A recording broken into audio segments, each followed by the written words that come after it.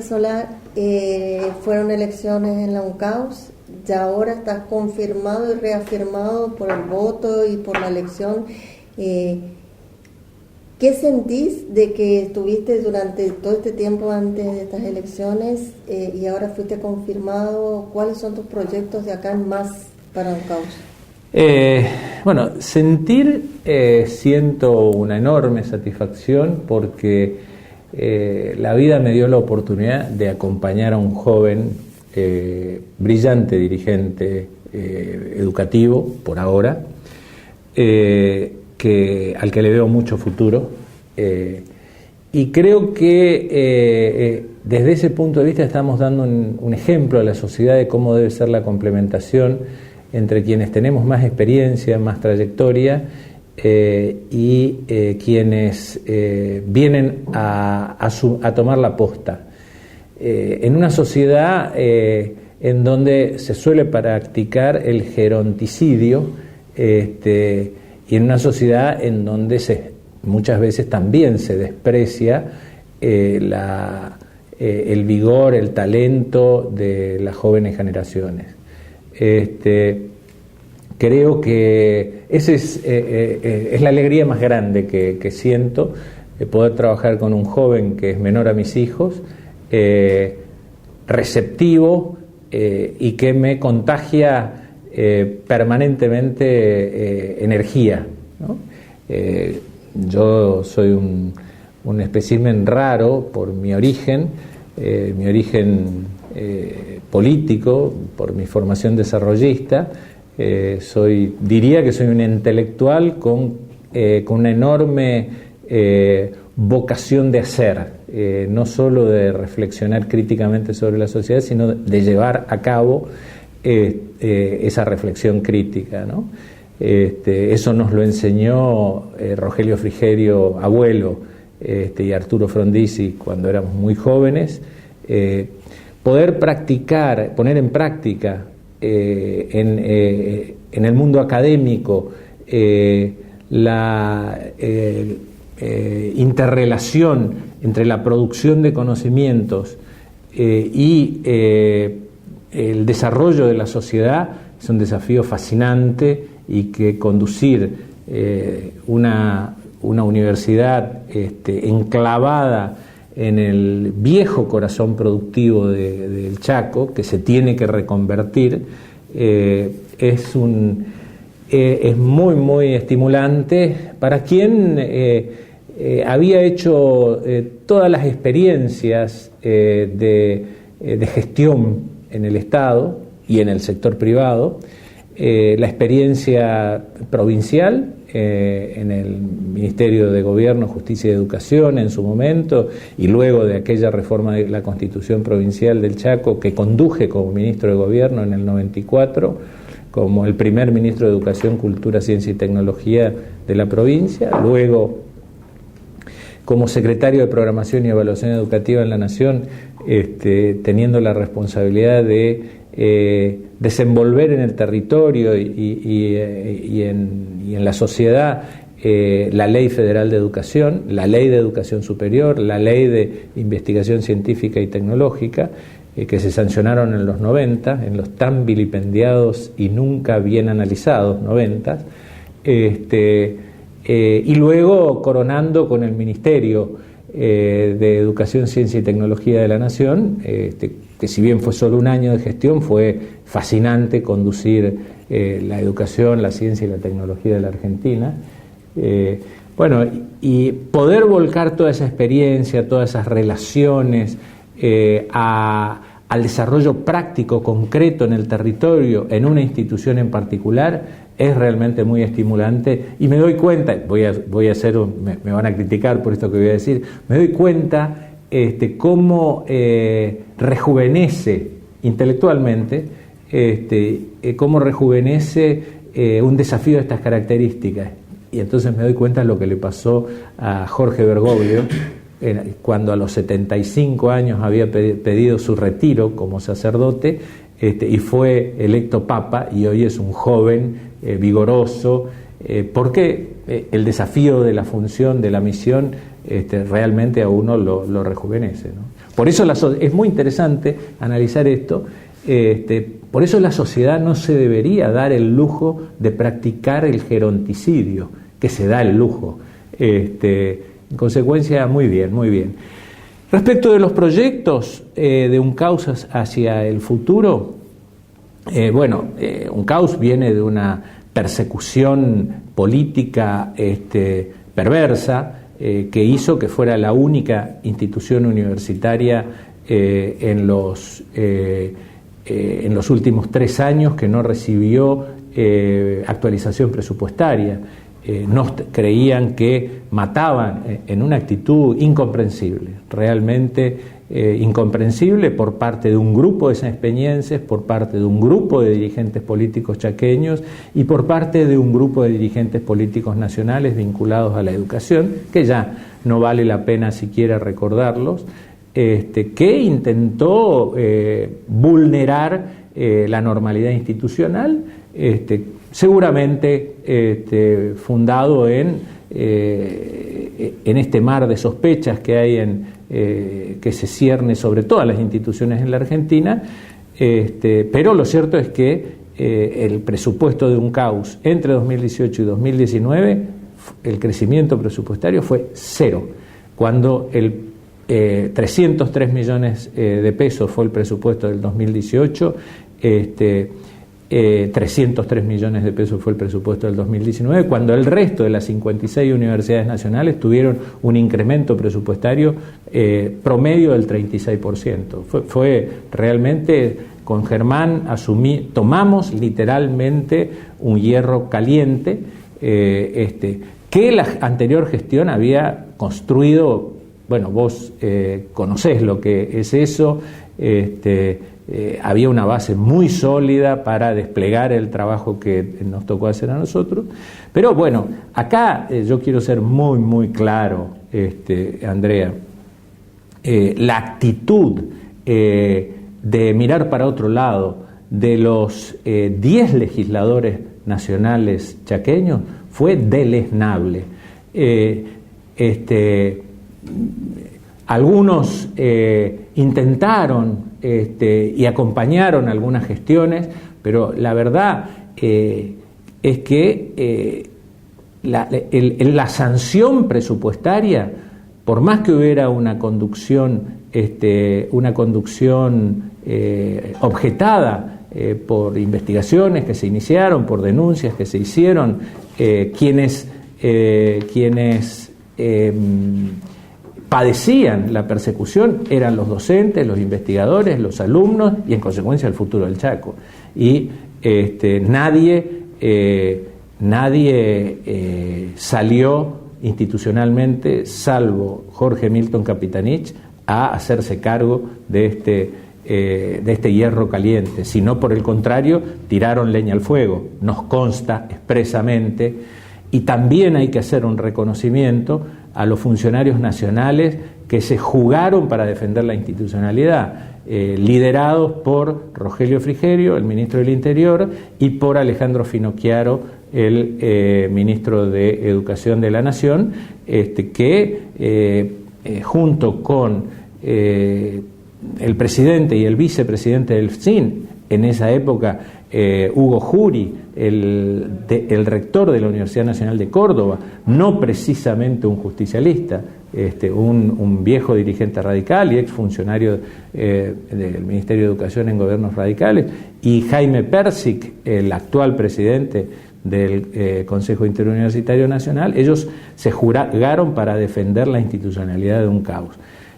O sea que, logramos encarrilar el barco, vuelvo a decir, con una templanza de este joven rector que tenemos, que es destacable porque se animó, corriendo todos los riesgos, a asumir el rectorado, secundado por mí, y hoy tenemos una plataforma fascinante, espectacular. La universidad se ha transformado en un faro muy importante. Nunca nadie había logrado convocar en 2 días de trabajo a todos a todos los actores del mundo científico y tecnológico de la Argentina, de las provincias, de las universidades, de la nación y de los institutos de investigación y transferencia de tecnología específicos, como el INTA, el INTI.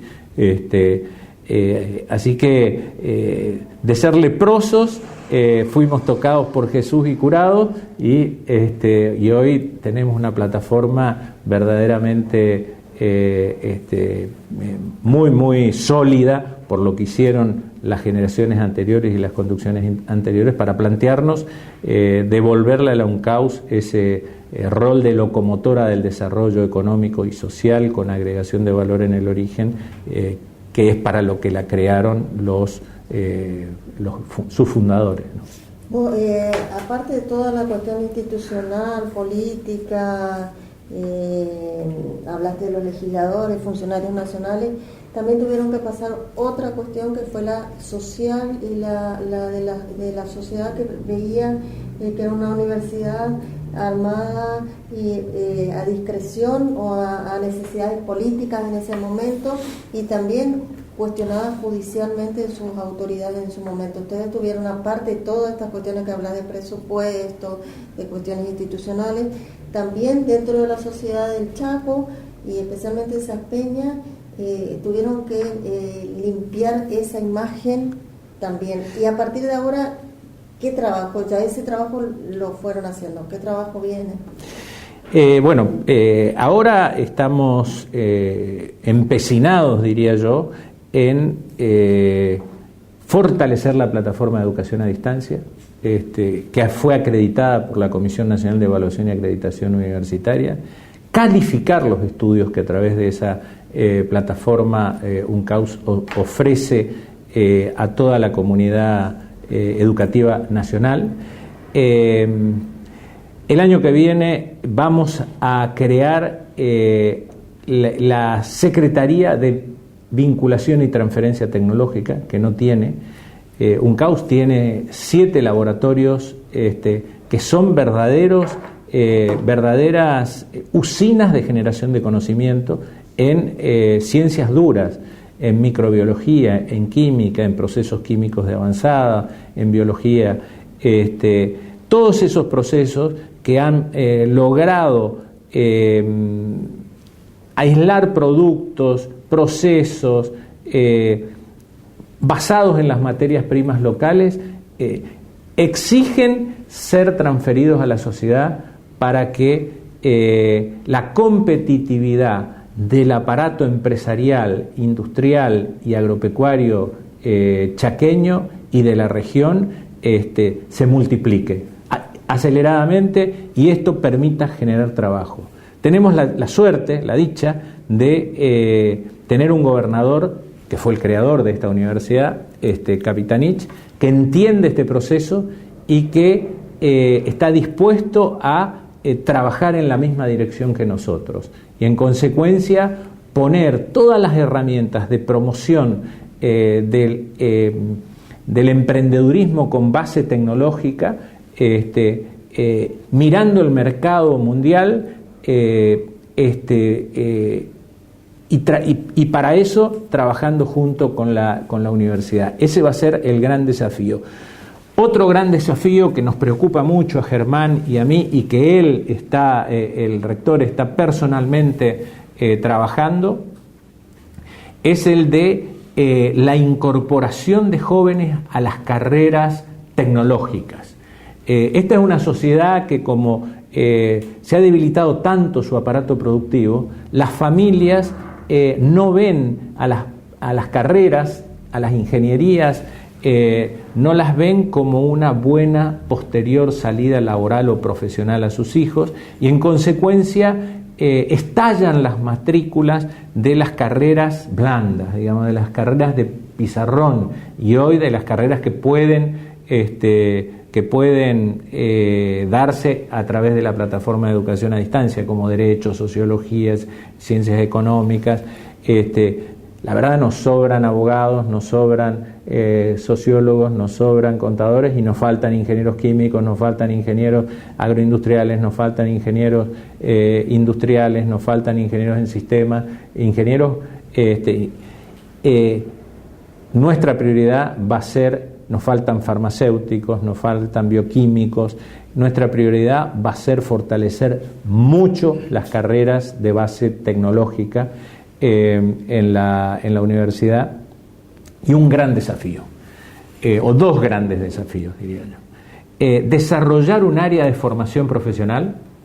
Si vos mirás cualquier sociedad desarrollada del mundo, tiene una muy potente estructura de formación profesional y de entrenamiento de los recursos humanos para asumir las tareas intermedias. La universidad tiene que formar los conductores públicos y privados de la sociedad que tengan capacidad de especular en el buen sentido, de reflexionar críticamente, que tengan capacidad de liderar procesos. Argentina y Chaco mucho menos no tienen una buena estructura de formación profesional. Vos vas al Parque Industrial de Puerto Tirol, vas al Parque Industrial de Sáenz Peña, al de Fontana, al de Barranqueras, vas a cualquiera, vas a cualquier ámbito productivo y te vas al campo, vas a las industrias, aunque no estén en parques industriales, y de lo que más adolecen son de técnicos intermedios para hacerse cargo de las cosas prácticas que hay que hacer frente a la máquina, frente al laboratorio, frente a la computadora. De esto adolece la sociedad argentina y en consecuencia proliferan las universidades, proliferan las carreras de grado que tienen una duración excesiva. Y no hay ofertas de grado intermedio. Nosotros tenemos varias tecnicaturas, pero no están suficientemente potenciadas. Vos sabés que yo tengo actividad mi actividad privada está vinculada al agroganadero. Conseguir tractoristas cada vez es más difícil, conseguir alambradores es cada vez más difícil, conseguir peones de campo que sepan hacer las tareas rurales es cada vez más difícil. Uno de los cuellos de botella para el desarrollo y el aumento de la competitividad del sector agroganadero es precisamente mano de obra intermedia. El desafío de montar una potente red de formación profesional que seguramente la llevaremos a cabo desde la ENCA, desde la Escuela de Negocios y Gobierno del Chaco Austral, que tiene su sede acá en Resistencia, que fue uno de los desafíos que nos planteamos con Germán ni bien llegamos y que ya está funcionando, ya está habilitada. O sea, formación profesional y entrenamiento de líderes, privados y públicos, la Escuela de Negocios. Queremos cualificar ese ámbito para darle las técnicas. Si vos mirás la oferta educativa de todas las universidades públicas y privadas que hay en la región, te vas a encontrar que en ciencias comerciales virtualmente no existe oferta. Existe marketing, existe comercio internacional, pero en una sociedad que prácticamente no exporta, porque todas las exportaciones se hacen vía Buenos Aires. Entonces, nosotros necesitamos formar a los dirigentes empresariales, a los dirigentes industriales, en técnicas de conducción, técnicas de resolución de conflictos, técnicas de comercialización, de manera que estén a la altura de cómo van cambiando los mercados, ¿no? Y que sepan leer la demanda futura para reconvertir sus empresas y al hacerlo encuentren mano de obra entrenada para hacerlo. A mí me costó horrores en mi laboratorio de biotecnología en el Parque Industrial de Tirol encontrar un profesional que supiera hacer cultivos celulares. Y cuando lo encontré, porque ayudé a su formación financiando su capacitación, cuando me encontré con que competía salarialmente con los sueldos que paga el Estado, que es un drama que vivimos los empresarios, que se vive en el mundo empresarial, frente a una oferta de trabajo de clientelar en muchos casos, y no en los niveles inferiores, ¿no? Todos los padres, y me hago cargo de lo que digo, muchísimos padres, la mayoría de los padres que ven que sus hijos están terminando su carrera universitaria, empiezan a buscar contactos políticos para que sus hijos entren al Estado, al Poder Judicial, al Tribunal de Cuentas, con lo cual seguimos agigantando la estructura de poca productividad del sector público en lugar de consolidar un sector privado que sea cada vez más competitivo y en consecuencia que atraiga inversiones. O sea que es un gran desafío que nos planteamos: formación profesional, entrenamiento dirigencial, incrementar la matrícula de las carreras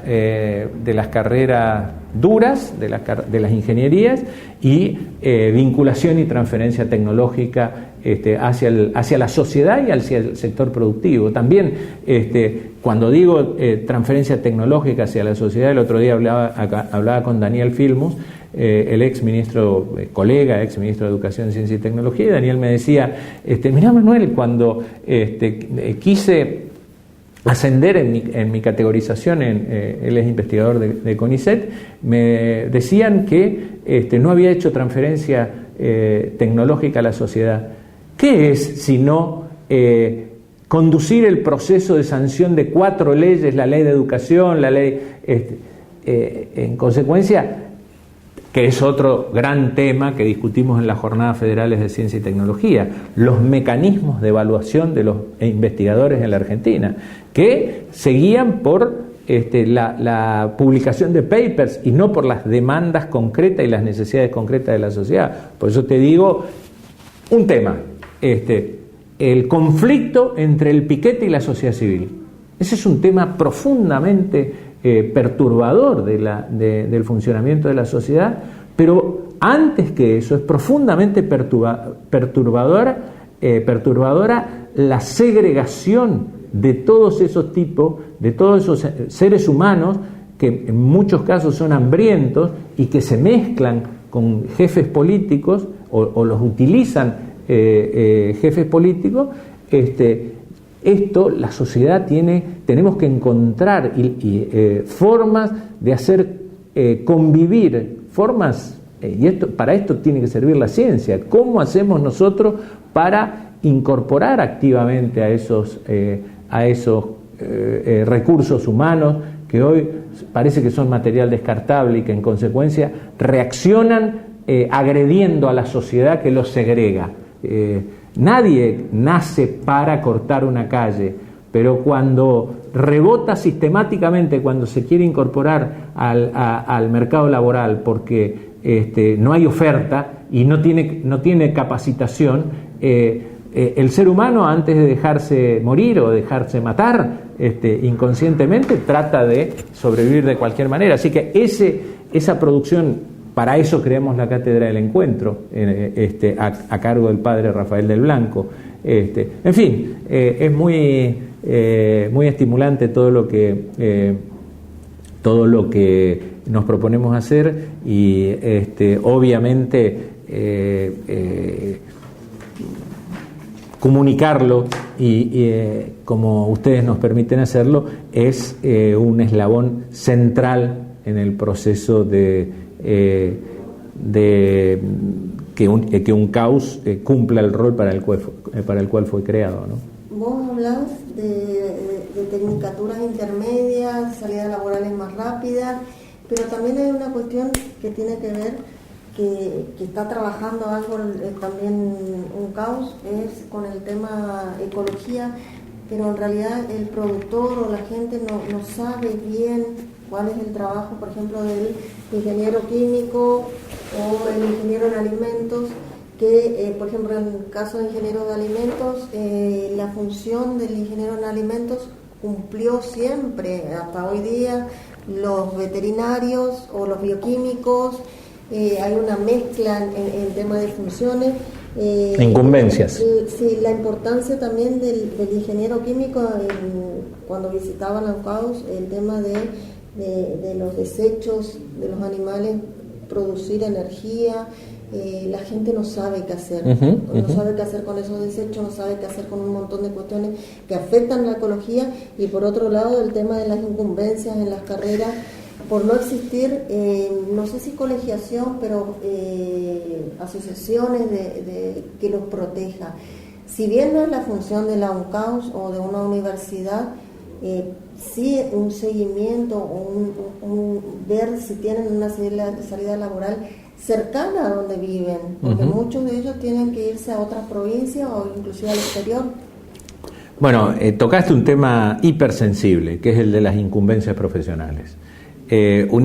UNCAUS, la vieja Facultad de Agroindustria de la UNE, que es la base de UNCAUS, el primer título o la primera oferta de grado que puso en el mercado fue la de ingenieros agroindustriales. ¿Y con qué toparon esos primeros egresados? Toparon con las incumbencias profesionales de veterinarios, de ingenieros agrónomos, que en muchas de la corporativización, toparon con la corporativización de la sociedad argentina. No solo a nivel sindical hay corporativización, hay una potente corporativización a nivel profesional, de las profesiones tradicionales. Obtener, por ejemplo, te doy un ejemplo práctico, luego amenguó, pero hubo una gran polémica en torno al título profesional que tenía Ricardo Negri, el presidente de SENASA, porque no era ni ingeniero agrónomo ni veterinario, era ingeniero en producción agropecuaria. En consecuencia, la corporación, lo mismo en el INTA, cuando se habla de desregular, Argentina es un mastodonte en regulaciones que atrasan. Yo no me refiero a terminar con los derechos laborales que tienen, pero en un mundo en donde todos los chicos que estudian hoy, mis alumnos, yo soy profesor de ingeniería legal hace 20 años, en las carreras de ingeniería química, ingeniería en sistemas, ingeniería industrial e ingeniería en alimentos. Esos chicos se están formando con una formación muy estructurada, muy rígida, para un mundo que ni ellos ni nosotros sabemos cuáles van a ser las ofertas laborales y las nuevas posiciones. El mundo de la robótica, para muchos procesos industriales, cultivos celulares en un laboratorio, que hoy es una tarea artesanal, con las pipetas dentro en condiciones de esterilidad.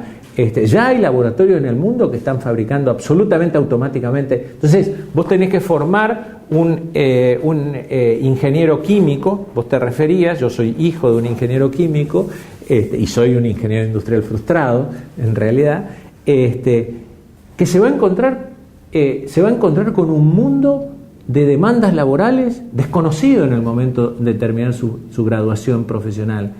¿Y con qué se encuentra ese tipo? Y se encuentra con que si uno hace un ingeniero con competencias profesionales específicas se va a encontrar con la corporación la corporación preexistente que, defendiendo sus intereses profesionales, ¿no es cierto?, no lo va a dejar trabajar. A mí me pasó esto, y ahí entendí lo complejo. Me pasó esto hace muchos años cuando puse mi primer laboratorio de transferencia embrionaria en Margarita Belén. Sin que yo lo supiera, había una resolución de SENASA que reservaba solamente a los médicos veterinarios la posibilidad de implantar un embrión en una vaca receptora. ¿Y qué es implantar un embrión? Es casi lo mismo que inseminar una vaca. Hay que atravesar el cérvix del útero del animal un poquito más adentro que cuando uno insemina. Esa exigencia, entonces el profesional que lo podía hacer era un profesional que tenía que estar inscrito en un registro en SENASA. Como en la época en que los animales están en condiciones de recibir los embriones, como recibir las preñeces, la inseminación, es después de avanzada la primavera, porque es cuando empiezan a ganar estado y entonces las vacas empiezan a ciclar y tienen la posibilidad de concebir. Todos los profesionales habilitados estaban dedicados a producir los embriones. Entonces vos no tenías había un monopolio y sigue existiendo. En Brasil eso lo puede hacer un técnico. Cualquier técnico lo puede hacer, en Brasil, en Paraguay, en el resto de los países. La corporativización en la Argentina conspira contra la evolución de las profesiones. Y acá voy a entrar en un tema del pasado, si querés y me permitís. La gestión que nosotros llevamos adelante durante los años 90, a partir de la Ley Federal de Educación, fue una gestión bautizada como la exterminadora de la educación técnica en la Argentina. ¿Por qué? Porque nosotros osamos estructurar la escuela polimodal y en contraturno lo que llamábamos trayectos técnicos profesionales. ¿Por qué lo hacíamos? Estoy escribiendo un libro para recuperar la gestión, porque es una etapa que tiene el sello de neoliberal, pero nadie la discutió en su contenido. ¿Qué es lo que veíamos nosotros? Y esto lo condujo Martín Redrado, que era mi colaborador en el Instituto Nacional de Educación Tecnológica. Nosotros veíamos que los chicos en las escuelas secundarias, en las escuelas industriales en la Argentina, desde la época del CONET, salían como maestros mayores de obra, técnicos electromecánicos o técnicos agropecuarios. En general, el 85% de la oferta de educación técnica en la Argentina se concentraba ahí. No había técnicos informáticos. Ya en aquella época, en los 90, que recién estaba empezando, no había técnicos automotrices. Hoy un taller tenés que saber computación para medir. Entonces nosotros empezamos a cambiar eso, intentamos cambiar eso. Nos destruyó la corporación de los técnicos, nos destruyó.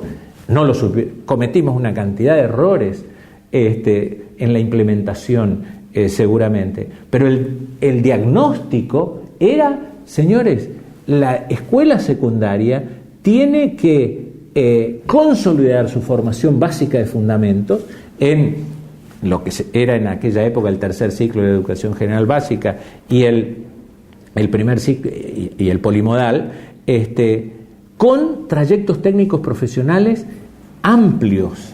En lugar de reducir, había que ampliar la oferta y hacerla ágil para que empezar una etapa de formación profesional, pero no solamente en estas tres especialidades, que eran las especialidades de la primera revolución industrial argentina, del gobierno del general Perón, sino en las de la revolución industrial 4.0 que sobrevendría. Y nosotros seguíamos, por ahí aparecía en alguna localidad como Santa Fe el título de técnico químico. Pero, entonces, el tema de las corporaciones es un tema muy, muy complejo en la Argentina. Su desregulación para que las universidades no tengan que recurrir a habilitar sus carreras de ciencias blandas, porque así tienen matrícula y así justifican la disputa presupuestaria ante el Ministerio de Educación de la Nación. ¿Por qué? ¿Hay algún estudio que se haga? Vos hablaste de los padres cuando terminan la secundaria, los padres empiezan a ver, o los chicos cuando están en la universidad, cuál va a ser la salida laboral.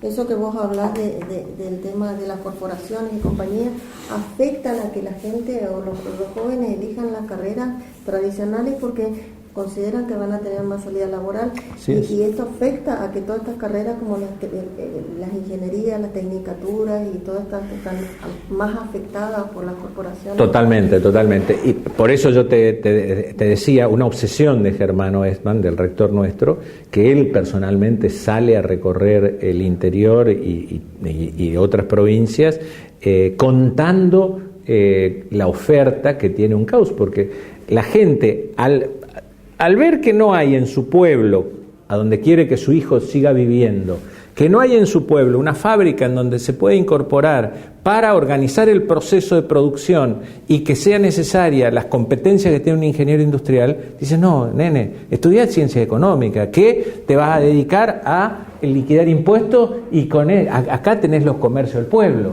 Entonces, es un círculo patéticamente vicioso. ¿Por qué? Es una sociedad, ojo, y acá voy a decir algo pesado, es una sociedad que penaliza al empresario. Yo cuando era presidente de la Bolsa de Comercio del Chaco, instituí el premio al empresario del año como una forma de mostrar a este constructor de sociedad, que es el tipo que arriesga su capital para dar trabajo.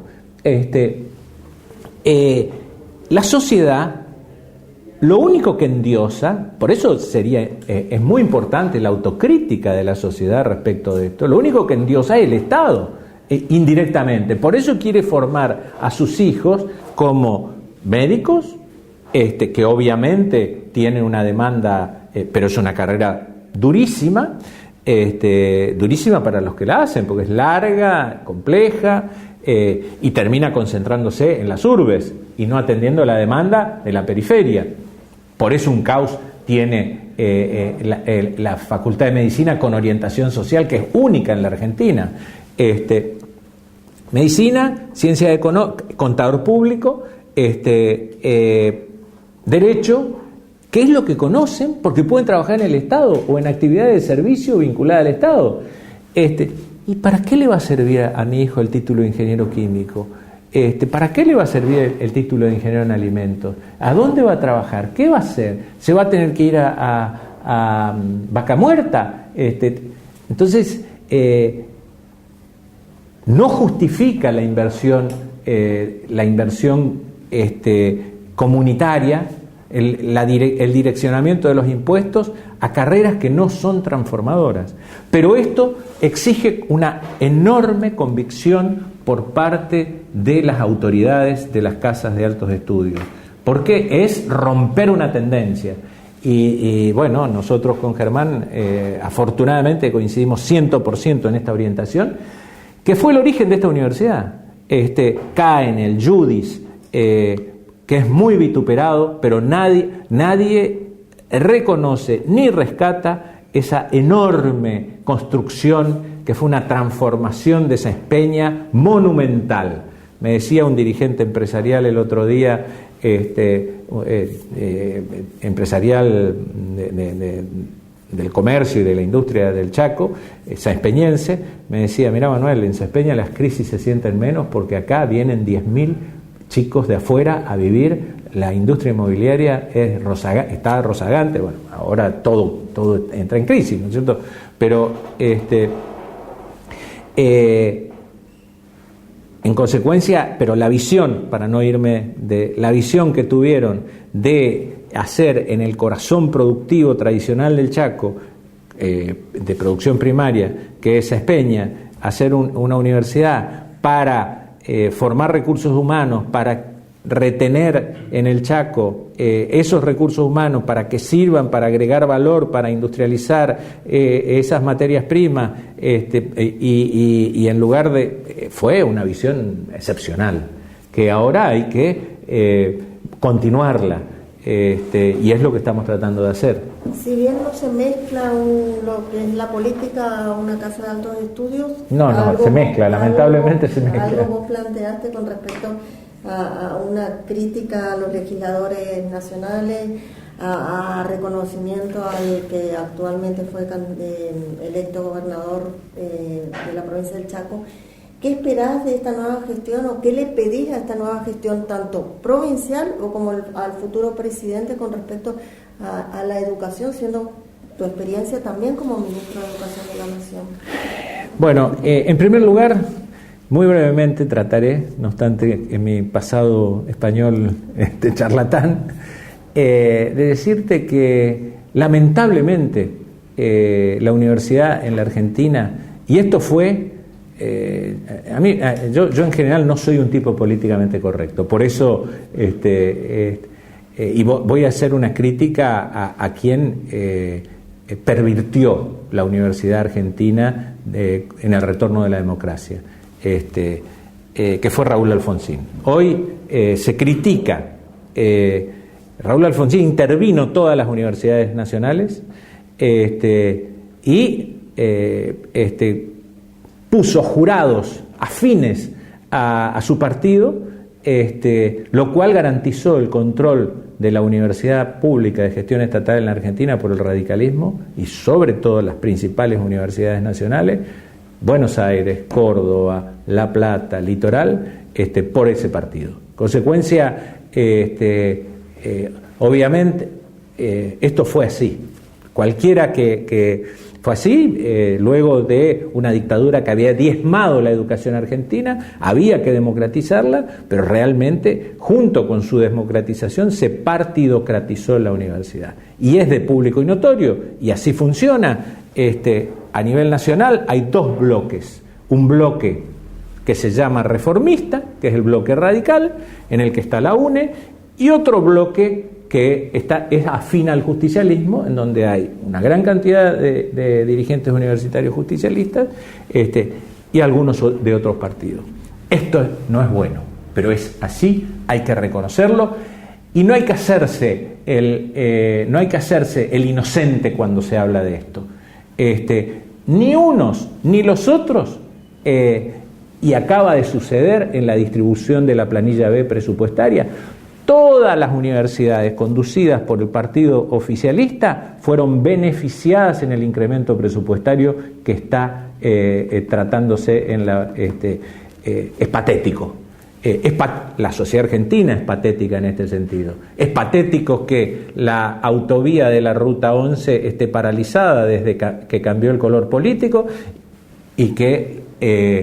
así como era patético que acá se hiciera la Ruta 11 en el anterior gobierno y en Corrientes no se hiciera nada, hoy en Corrientes, que es afín al gobierno, se hace todo. Este patetismo de la clase dirigente argentina surge de la universidad. En consecuencia, eso está mal para unos y está mal para otros. No debería ser así. Es muy idílica mi posición, pero es necesario decirla. Respecto de la política educativa, tengo mucha esperanza.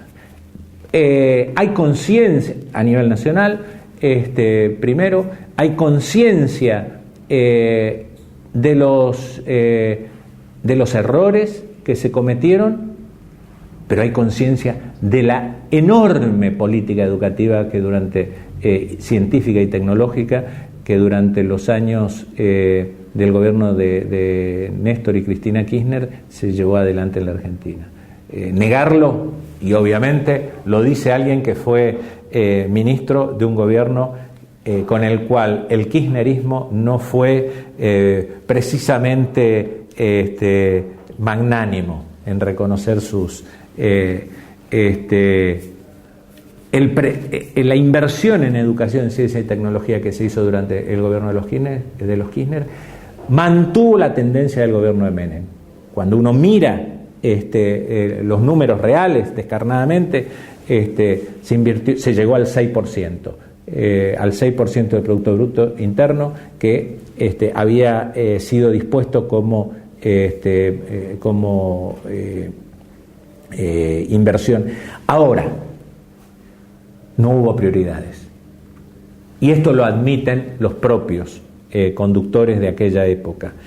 Por ejemplo, no hubo prioridades en CONICET. Se incorporaron muchos más becarios, 2014-2015, 1.000 becarios a la carrera del investigador científico que se venían incorporando desde hacía 5 años en CONICET, este año 450.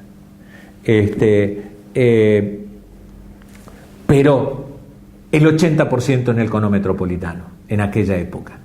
Se recicló y ahora también. Si uno mira provincia por provincia la inversión en ciencia y tecnología, te dan ganas de llorar. Te dan ganas de llorar porque, como en autopistas, en estos últimos años, todo se concentró en el cono metropolitano. Entre Ciudad de Buenos Aires y Provincia de Buenos Aires, en Ciudad de Buenos Aires y Provincia de Buenos Aires está el 60% de los institutos de investigaciones, está el 60% del personal que se dedica a investigación, y si le sumás Córdoba y sur de Santa Fe, es el 80%. Bueno, hoy hay conciencia que si queremos revertir la tendencia a la unitarización de la Argentina, es necesario federalizar la inversión en ciencia y tecnología y federalizar la inversión en educación. Respecto del federalización que se había iniciado en los 90, claramente con la reingeniería de roles y funciones en el sistema educativo, que es para una larga charla que no lo voy a iniciar ahora porque si no, no terminamos más. A nivel provincial estoy muy, muy esperanzado en la decisión de Capitanich de jugar sincronizadamente entre su gobierno, priorizando la inversión en conocimiento y el trabajo de las universidades de la región. Nosotros desde UNCAUS estamos al pie del cañón para salir y como aporte vamos a crear nuestra Secretaría de, como te dije, de Vinculación y Transferencia Tecnológica el año que viene, para hacer salir nuestros investigadores al mercado. Y Capitanich nos ha dicho, hemos trabajado mucho con él en esto, nos ha dicho que su prioridad va a ser que la Secretaría de Ciencia y Tecnología sea, o el Ministerio de Ciencia y Tecnología, sea su ariete para canalizar inversión pública al sector privado. Él nos ha dicho personalmente va a conducir y lo dice en su discurso público, va a conducir la inserción de producciones con conocimiento incorporado del Chaco en el mercado mundial. Estoy seguro que vamos a ver otro modelo de Capitanich conduciendo el Chaco. Vamos a ver el estadista que yo siempre le he dicho a Coqui, que yo creo que él es uno de los pocos líderes argentinos que está en condiciones de liderar este país en el siglo XXI, por su formación, por su abnegación, por su dedicación y por su militancia modernizadora permanente. Así que tengo mucha esperanza en que en el plano científico y tecnológico podamos trabajar juntos, UNCAUS, por supuesto UTN, y espero que UNE también, en este gran desafío de incorporar al sector productivo y a la sociedad conocimiento creado adentro de los laboratorios de nuestras universidades.